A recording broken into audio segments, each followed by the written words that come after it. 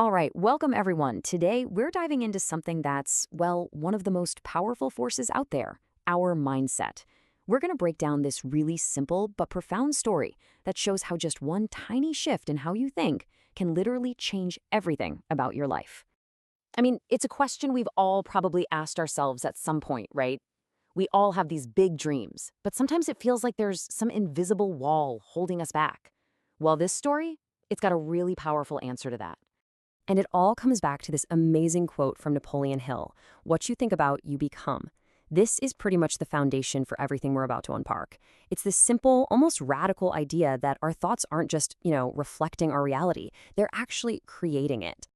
Okay, so let's set the scene. Picture a super busy railway station, and that's where we meet our main character. He's a beggar, and his whole world, his entire identity, is built around just one thing: taking whatever people give him. So his daily life is basically this survival loop, right? He spots a well-dressed businessman, and his brain just instantly goes into calculation mode. Okay, that guy looks rich. He's definitely going to give me a good amount. And that's it. That's his whole strategy, his entire worldview wrapped up in that one thought.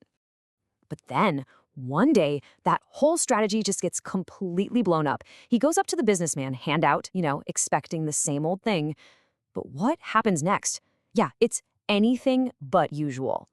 Instead of a coin, the businessman hits him with a question, a really startling one, something he's never, ever heard before. And this question, it's not just about what he does. It goes way deeper. It challenges the very core of who he thinks he is. And the beggar's response, wow, it's so telling. It's not just an answer, it's basically a declaration of his own self-worth. He genuinely, truly believes he has absolutely nothing of value to offer anyone. His identity is that feeling of emptiness. So then the businessman introduces this really fundamental concept. It's the engine behind all business and, honestly, behind pretty much every successful human interaction. It's the idea of exchange. Not just taking, not charity, but a real two-way street where value goes both ways. And with that, the businessman says his final piece, hops on his train, and leaves the beggar just completely stunned. Now, you gotta understand, this wasn't an insult. It was a lesson. It was like handing him a key to a door he didn't even know was there. So, as you can imagine, this one conversation sparks this huge internal crisis. The businessman's words are just echoing in his head over and over, forcing him to question the only life he's ever known. Just think about the power of that. It was so impactful that for 2 whole days, he just stops begging, stops his survival routine. He's not just thinking about it, he's really wrestling with this massive, paradigm-shifting idea. If you want to get something, you have to give something first. And this is where you can really see the two mindsets clashing, right? On one side, you've got the beggar's mindset. I take, I have nothing, my value zero. It's all about scarcity. And on the other side, the businessman's mindset. I exchange, I create value, I offer something first. And our beggar?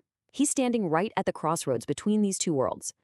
And then, on the third day, bam, he has this aha moment. He sees something he's probably walked past 1,000 times, wildflowers growing near the tracks. But this time, for the very first time, he sees them differently. He doesn't see weeds, he sees value. He sees something he can actually give to someone. So this idea blossoms into this really simple, beautiful plan. He's not just going to ask for money anymore. He's going to start an exchange. He's going to offer a little piece of beauty, a flower, for a bit of generosity. And you know what? This tiny little change in what he does leads to this massive change in his results, and even more importantly, in how he sees himself. The difference was immediate, and it was crystal clear. When he gave something, people gave him so much more in return. They weren't just giving out of pity anymore. No, they were happy to be part of this little exchange.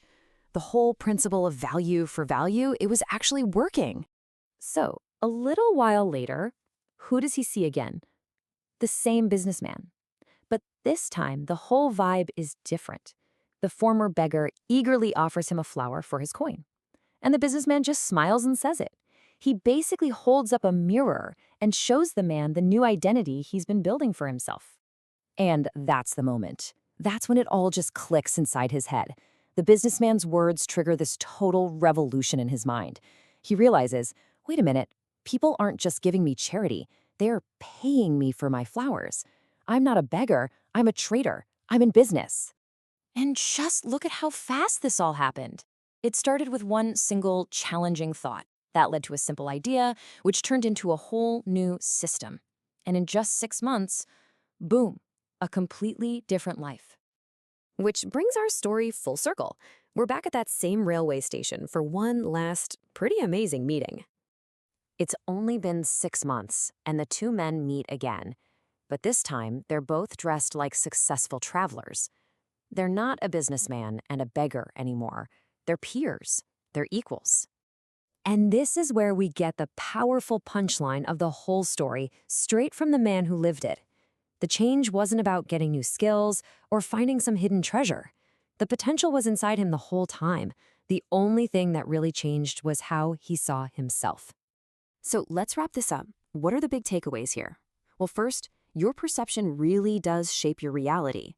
How you see yourself completely dictates what you do. Second, real success, it's about a value exchange, not just taking. And finally, and this is the big one, the change has to happen in your head first, before it can ever show up in your life. And that leaves us with one final big question for you to think about. For the beggar, his value was in those wild flowers he'd overlooked every single day. So what's your flower? What's that unique value that you have to offer the world? It doesn't matter if you're an artist, a coder, a parent, a student. What is it that you can start giving today?